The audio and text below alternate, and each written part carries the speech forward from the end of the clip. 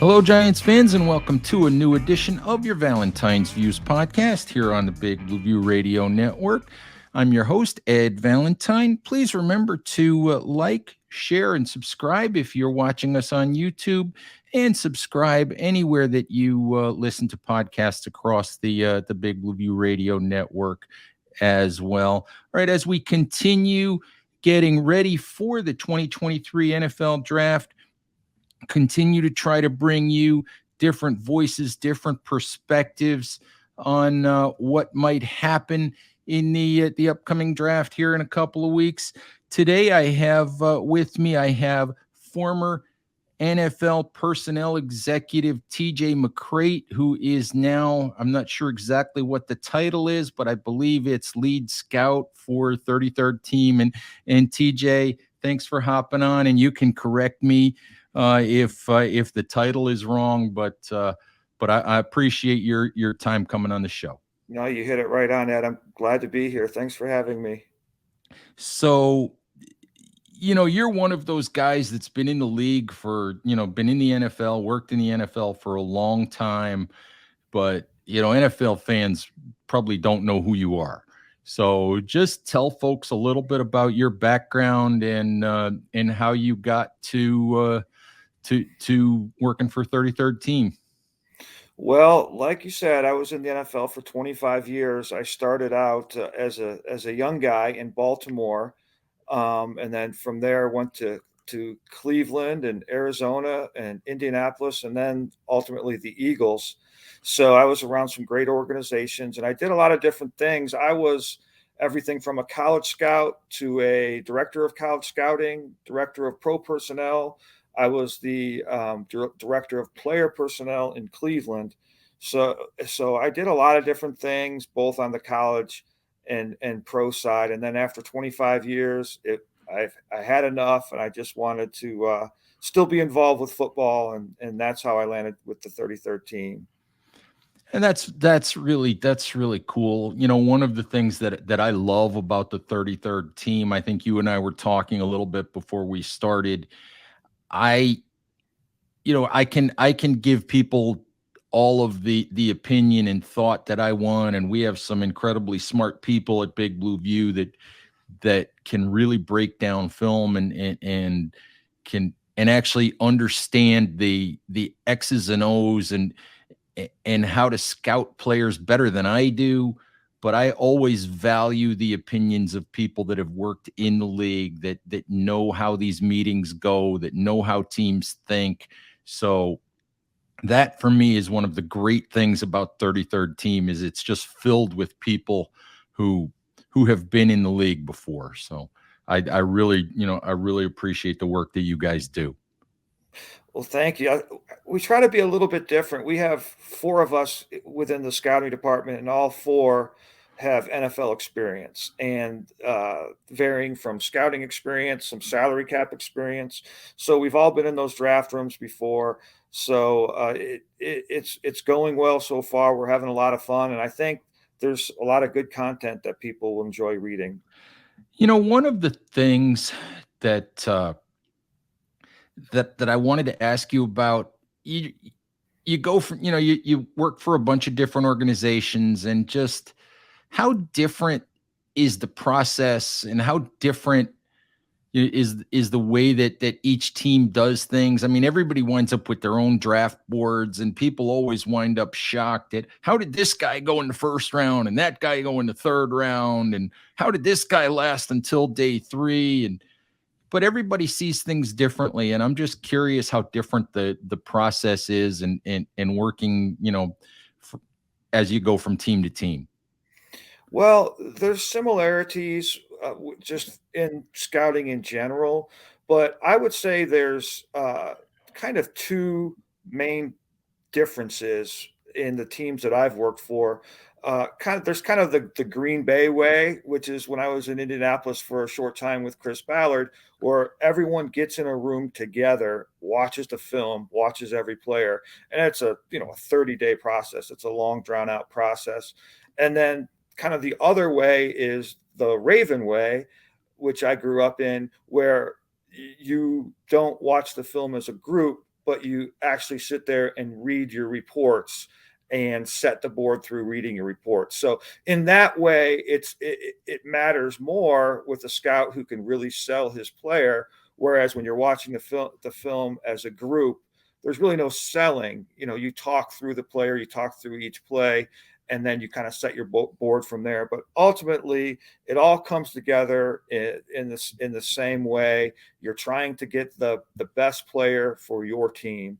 Not necessarily an all-star team, but you're trying to find the best player for your team that fits your scheme, that's coachable and smart and tough and has the ability. That's Ed, probably the biggest thing since I started in the league 25 years ago was the character of the player. You have to know that. And every scout on all 32 teams, they delve into this character and the background of the player, because just like anyone who works in an office or wherever you work, no one wants to be around bad people, and they kind of drain the life out of you. And a football team is no different. And despite all of that work, sometimes you still get it wrong. Yeah, it's not an exact science. You're dealing with people. You still get it wrong, but you try to get as much information as you can. You try to use your experience so you can limit those misses, but it still happens. I mean, there's been players where I felt so strongly about, and it just didn't work out. But there's a And variety of reasons. I was going to say, is it usually, those character reasons, it's generally, I wouldn't say it's talent. It's usually not, misidentifying, what a guy's skills are. I would guess that it's generally talent or fit, or not talent, but I mean, it's fit, it's attitude, it's approach, it's those kinds of things that end up causing you to miss on a guy. Yeah, the most of the misses that I've been a part of were because the player didn't love football and didn't give great effort and wasn't consumed by it. We talk about, hey, you have to have life balance in your life, and not really in football. You have to be all about football. You have to love the process. So most of the misses that I've been around were just guys that, hey, football, they liked it, but they didn't love it. All right. I wanted to ask you, we're in that phase right now, a couple of weeks out from the draft. And teams are going through their local visits. They're going through their what are called top 30 visits, which aren't really top 30. But just what exactly are those, and what are teams allowed to do? I know there's differences in what they're allowed to do with top 30s versus local visits. So if you can just explain, what teams are trying to gain, from each of those. So the local visits are probably second to the top 30 visits. The local visits are players that went to high school within your area. So if you work for the Giants, players within, I think it's a 50-mile radius of the facility, you're allowed to bring those players in for a local workout day. And that's where you get a chance. You can run them in a 40, you can do position drills, and you can interview them. You could do all those things. And that, if you're working for the Dolphins, that could be hundreds of players, or if you're working for the Packers, it may not be as many. But each team has a local pro day, and it's just a good chance to maybe find a guy that you maybe didn't know quite as much about. Maybe he was from a small school. So there's been times where we found players from our local day, but more importantly, the top 30 visits, each team's allowed to bring in 30 players. This is after the combine. And usually you're doing this because you need more information. You need to find out something about the player. That 20-minute interview at the combine in Indianapolis, maybe you didn't quite get everything you needed.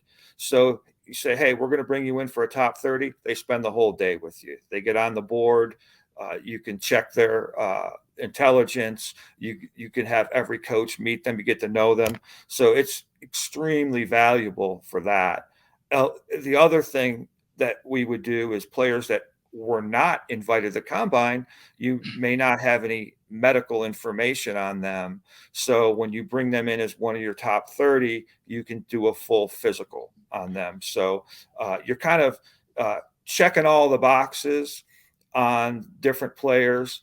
And, sometimes it's even a little chess match where you may bring in a player that you really don't have any interest in, but you want the rest of the league to think you have interest in them. So there's a chess game as far as that's concerned.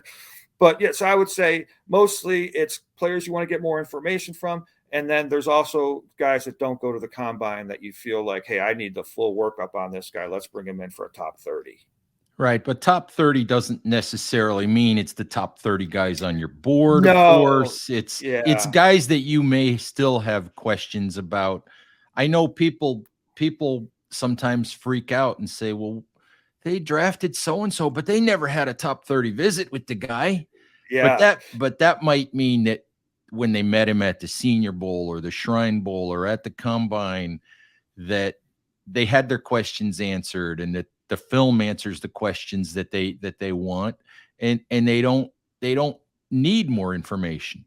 Yeah, you have all the information, and some teams approach their top 30, and it's just called top 30, but some teams approach the top 30 mainly for undrafted free agents, and it's a recruiting tool. So if they don't get picked after the draft, you have a better chance of signing that undrafted free agent because you got to know them for 6-7 hours during the day.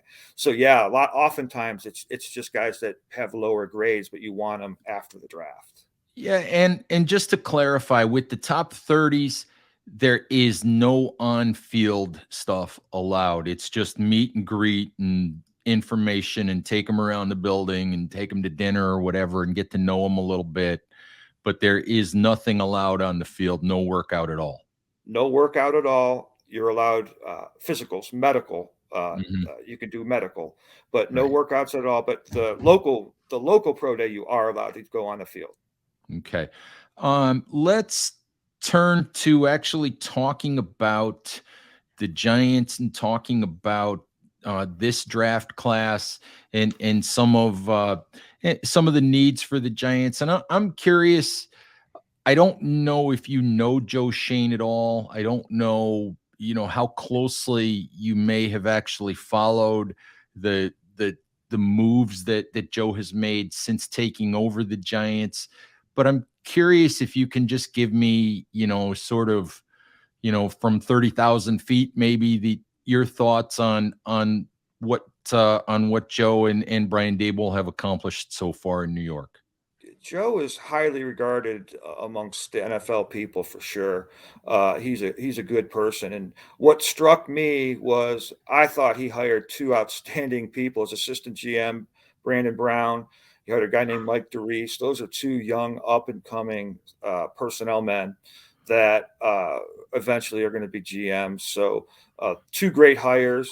I last year's draft it's still yet to be known how good those players are going to be. But hey, Thibodeau showed flashes of good things. I liked him as a player. I liked Bellinger coming out.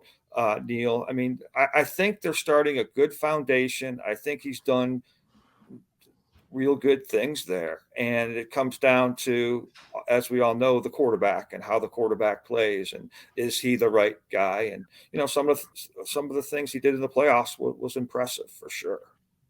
Yeah, I thought when it came to Daniel Jones, I think that one of the big questions with Daniel Jones was could he, and he'll never be Patrick Mahomes, he'll never be that level of quarterback, but I think one of the things that you always wondered is could he raise his level of play in a big spot?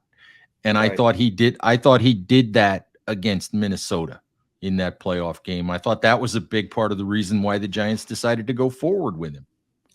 100% agree. I was impressed with what he did. And I had questions before that game, Ed, but after that, I was like, wow, this guy could be a guy. I mean, this guy can be a legitimate quarterback. So if I'm a Giant fan, I'm feeling pretty good moving forward.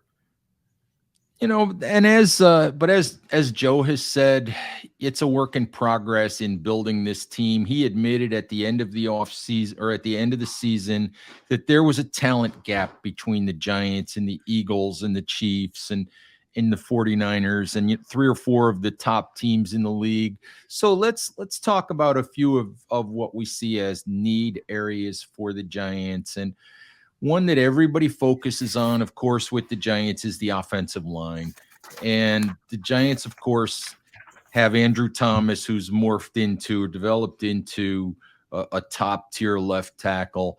They have Evan Neal, and I think the jury is still out on Evan Neal as to whether he's going to be a right tackle in the NFL or whether they're going to have to kick him inside eventually. But right now, I would expect the Giants to focus on the interior of that line in the draft, and we focus mostly on the center position. And one of the things that I'm curious about when we focus on the center position, everybody has their rankings, everybody has their ratings, but I look at the work that you guys did at 33rd team, and your center board doesn't look like everybody else's center board. So I'm just curious about the top of your center board, and why you have Joe Tipman, and then you have Oluwatimi, and you have John Michael Schmitz, who's a guy that a lot of people think is a first round pick. You have him as the third center. So I'm curious about those guys on your board. Yeah, and John Michael Schmitz may very well go in the first round, but we had Tippmann one. And now it's a bit unusual. He's taller than the average center that you see. Usually those guys are 6'3"-ish. He's a tall guy. But what I liked about Tippmann was he's extremely smart, and you can just feel it on tape that he sees things and he can see them quickly. He plays on his feet. He plays with good balance. And when you turn the tape off at the end of the day, he's a productive player. And the Michigan kid, Oluwatimi, similar, highly intelligent, productive player. And I like John Michael Schmitz too, Ed. I just didn't see an outstanding trait from him. Whereas the other players, I felt they had just a little stronger traits for the position. And, we were talking just a little bit before. Never in my career has the center position been more valuable than it is now. That the teams value that position now more than ever. I mean, it may be creeping closer to the tackle position, how important it is. That's interesting because we talk a lot about the value of the position at Big Blue View, and Ernie Accorsi's old theory was quarterback, left tackle, pass rusher, and then guys that can cover, and then guys who can cover. So center is sort of outside of that, directly impacts the passing game realm. But I've always thought you've got your two tackles, and then you've got your center is the guy that A, he touches the ball in every play, and B, he is the guy that's responsible for organizing, and handling the communication on that offensive line. So I'm just curious if you think there's a reason, why the value's changing. Well, and I agree with Ernie. That's how I was brought up in scouting: left tackle, pass rusher, quarterback. But I think with the spread offenses and all the different things that are going on in the run game, when you have a center that's versatile and that's athletic, like I was with the Eagles with Jason Kelsey, and he opened up our offense more than any other player that I've ever experienced, just because of the things he could do athletically. Our playbook expanded because of all the things he could do down the field, laterally, all those things. And like you said, identifying the defenses, making the calls. The other thing is, if you talk to a quarterback, if they're getting pressured, they feel like pressure coming from the outside, they can step up, they can still see down the field. You get that pressure from up the middle, and they have nowhere to go, and they have a hard time seeing, and they kind of get frozen. So that center, if he can root in and block that big nose and protect the quarterback, it's a huge deal. But yeah, like I said, being with Kelsey, I just saw, wow, you could do so many different things in both the run and the pass game if you have an outstanding center. I'm just curious if having been connected to Kelsey might be one of the reasons why you're attracted to the athleticism of a Tipman. Yeah, I would definitely say so. I would definitely say so. You want guys that can play on their feet and that could block 10, 12, 15 yards down the field. Guys like that can turn a 12-yard gain, a first down, into a 30 or 40-yard gain with just a block down the field. And that changes the outcome of games. So, yeah, I'm a big believer in that position, and I didn't used to be, but it's real important. If the Giants were to take whether their flavor, at center, whether their guy is Tipman, whether it's Schmitz, whether it's Oluwatimi, out of left field, maybe whether it's Whippler, for God, Mhm. for the sake of argument, could you justify them going center at 25? I think so. I think so. Like we talking about the importance of the position, I could definitely see that. I don't think this is the strongest draft ever, and if you're picking a player to start at that position for you, definitely worth the 25th pick of the draft, in my opinion. And I'm curious, the other position that everybody's focused on with the Giants, and I've asked Joe about it, and Joe says, we're building a team here. We're not just focused on one position, but everybody wants to talk about the wide receiver position. If you were setting your board and thinking, these are everybody talks about, these are first round players. These are borderline guys that might be first round players, second round players. How many of these wide receivers do you look at and say, that's a first round wide receiver? Well, I think there's a handful. The player that stands out to me, and I'm not sure if everyone has him number one or not, probably not, but Quentin Johnston to me is the top player, the top receiver in the draft. Um, when I got done watching the tape with him, I was so impressed with some of the things he could do. And he ran, mid 4.5, 4.4s, 4.46, something like that. But I felt the play speed with him. This guy plays fast. And hey, I was around Larry Fitzgerald for 4 years. I'm not saying he's Larry Fitzgerald, but this guy does some really great things with the ball in the air where he can go snatch the ball out of the defender's hands and uses his size and his length to go grab it. So, yeah, he's number one for me just because of his size, his explosiveness, and his ability to make plays down the field. I kind of look at, and you may have heard this, I kind of look at a receiving core as a basketball team. You're going to have your power forward, your point guard. So they can be different sizes, different speeds, and have different skill sets.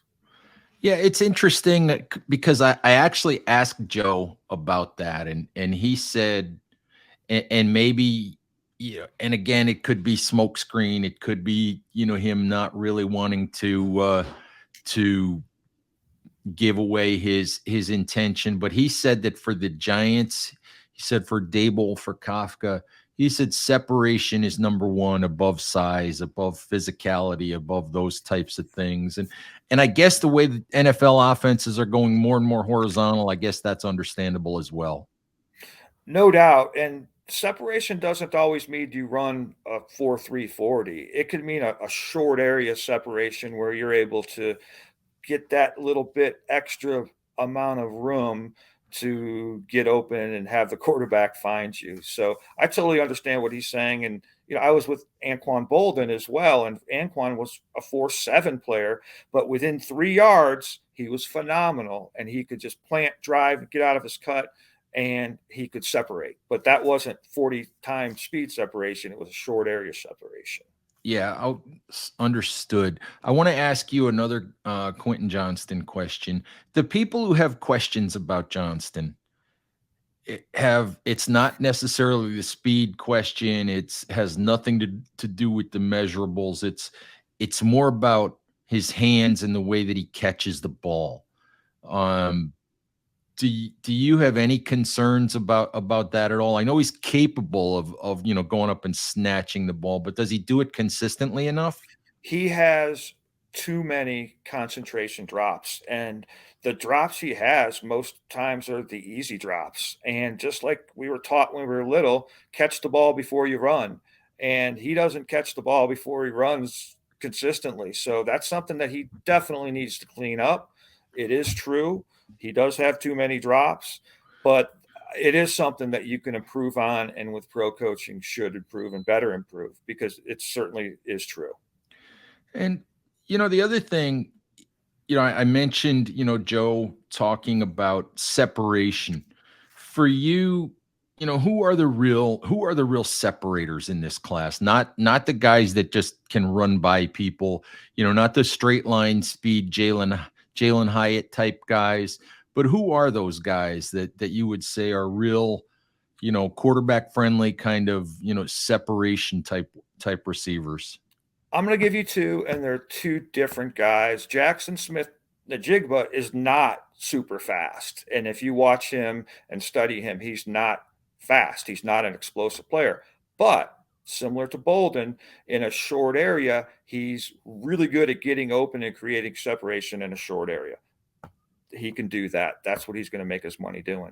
The other player I'll give you, Ed, is Zay Flowers, who's not a big player, but he's straight line explosive fast down the field. And I talked before about feeling the speed. I feel the speed with him down the field, creating separation. I want to give you one more. I want the fans to remember this name. It's a guy named Tyler Scott, and he ran like 4.49 at the combine. Wasn't super explosive, but he's one of the faster play speed players in the draft. He plays to a 4.3 level, and he's big time explosive. Yeah, I had a chance to talk to Tyler actually for the podcast as well, and I'm impressed by him, and I was impressed when I talked to him about his desire to really learn the nuances of the craft, and that was impressive to me, is that he understands that he has a lot to learn. Yeah, the scouts I've talked to really like him as a kid, and like we talked about, not having life balance. That kid's going to be all football. He's going to work at it. He's going to get better, and he's another player, Ed, that has some drops as well. You'll see that, but he's so explosive. The speed just oozes out of him. I'm going to really enjoy watching him in the NFL, and I can't wait to see where he goes. I just hope he doesn't go to Philly. The rich get richer. There you go. There you go. I have to ask you, on the other side of the ball, I have to ask you about a player that you guys have rated really highly. Just a guy that it's taken me a long time to come around on, simply because of the fact that he's a string bean. And but I have to ask you about Emmanuel Forbes, because when I look at the guy, he's got everything. He's actually long. He's got an incredible wingspan. He's got speed. He's got instincts. He's got ball skills. He's got everything except the fact that he's 166 pounds. Can you draft this guy and put him out there on the outside at 166 pounds? Can you draft him in the first round and put him out there and let him play? I think you can. Like when I watched him, Ed, I'm like, man, this guy's thin. I thought he was going to be 180, but he was 166 pounds. Whoa. I mean, you mentioned the ball skills, the phenomenal ball skills, hands, production, ball production, all that. But I felt like he's a tough guy, and he'll tackle, but he understood leverage and timing. He's so instinctive that I thought he protected himself better than most corners in college protect himself. And that may be the angle you go in on someone. It's maybe the way you use your hands. And maybe I'm not explaining that exactly. I just felt like he protected himself, and Just that in made me terms of, feel yeah, it, in terms of how he might approach contact and things like that. yeah, and he is tough, but he just understands leverage and where to put his body in his hands, and so he's so instinctive, and he's instinctive with that too. So that made me feel a little better about the weight, but I'm concerned, but I would still pick him in the first round. I would. Yeah, I think the Giants are in a weird spot where if you look at it, if you're one of those people that's convinced that cornerback and wide receiver might be the two areas that they might approach, you might look at the top four wide receivers, the top three or four cornerbacks, and think, well, all of those guys are going to be gone at 25. Do you just do you look at 25 in this draft as kind of a weird spot? I still think you can get a good player. Like I said, this isn't the greatest draft ever, but if you do your homework and you stick to your board, you can still get a good player. And I think the Giants, with the people that I know in that building, they're going to get the right guy. I have no doubt about that. They're going to get a good player. They're going to get a starter for the long term. If that's a center, if that's a corner, receiver, whatever position, there's a player there to be picked. Could it be defensive tackle, linebacker, safety? Could it be one of those guys at a different position? Inside off the ball linebackers, I don't feel like it's a strong draft. Trenton Simpson from Clemson's a guy we have first round grades on. After that, there's a bit of a drop off. I feel like it's a little bit of no man's land with defensive tackle. A name that I would keep my eye on if I'm the Giants fans is Brian Branch from Alabama. He is a safety, but he's got versatility where he can play corner and safety. Super smart player. And he's probably the best tackler in the draft. He's a guy I could definitely see going in that 20s range. And if they took him, you're picking an immediate starter that can do a lot of different things on the It's field. it. I like Branch, and I'm glad you mentioned him. The Giants let Julian Love go in free agency, and Branch is a guy. I think if you break down his snaps, he played more slot at Yep. Alabama than he did safety. So you think about Wink Martindale and how he calls everything positionless, and I don't know. I just feel like Branch is a Martindale type player. Yeah, because you can be creative with him, and when players can do multiple things, it makes everyone's job easier. That's why I would keep my eye on him.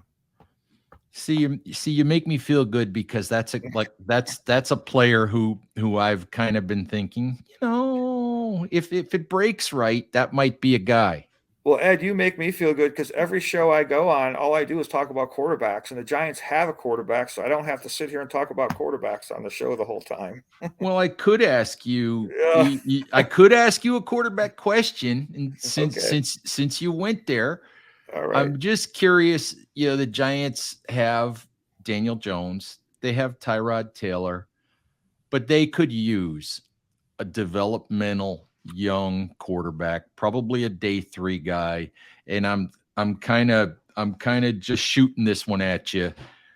Are there are there a couple of day three type guys you think could develop into, maybe not Brock Purdy, but could develop into guys that can be a number two? I'm sure there's one out there. The one name, and I'm not sure what round he's going to go, but he's not one of the top guys, is the kid from Stanford. I really like Tanner McKee and some of the things he can do. Now, he's not the wow athlete that is kind of, on the field now for teams, but he's a very accurate passer. He's tough. He's been in a pro offense. That's a guy that's intriguing to me.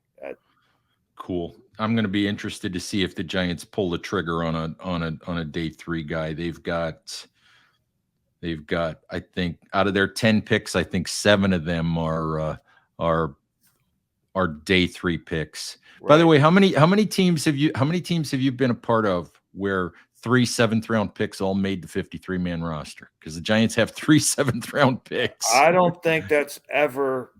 I don't think I've been on a team that has had that. Now, when I was with the Colts, I think it was a 15-year span where an undrafted player made the team in Indianapolis. Interesting. Yeah. Interesting. Well, we'll see. We'll see what Joe does with all those day 3 picks. Yeah. If I know Joe, he's going to try to maneuver with those a little bit. But I know from my perspective, I want him to dump all of those 7th-round picks, because they all come from 240 or later. Yeah. And I don't want to work that hard on Saturday. I don't want to work that hard on Saturday. I want to be able to go play some golf. It's a long weekend for sure. All right. TJ, I really, really appreciate it. And you dropped some good knowledge on us here. So just let folks know, where they can find you on social media, if you want to do that, or where they can find the work at 33rd Team. Yeah, we're at the33rdteam.com, and then my Twitter is at NFLTJ25. And Ed, I have to shout out the other three scouts that we have working for us. Like I said, all have NFL experience: Justin Casey, Evan Pritt. But there's a little bit of a Giants connection. One of our scouts is a young man named Kevin Cohn, who worked for the Jacksonville Jaguars.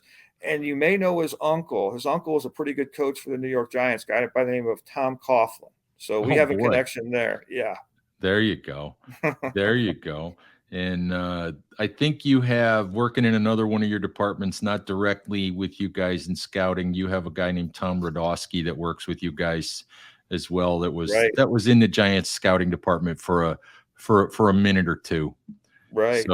So that is, as I said earlier, that for me is one of the reasons why the work that you guys do is attractive, because you guys, everybody can, and Dan Hatman, who runs the Scouting Academy, is a friend of mine, and you can take Dan's class and learn how to scout and learn some of what you guys look for, but it's a whole different thing when you've been in the buildings and you've been in those rooms and the thought process that goes into all of it. And that's one of the reasons why I love the work you guys do. I appreciate that. Thank you. All right. So, TJ, thank you again for coming on. Giants fans, thank you as always for listening. Please remember to stay safe out there, take care of each other, and we'll talk to you soon. Bye-bye.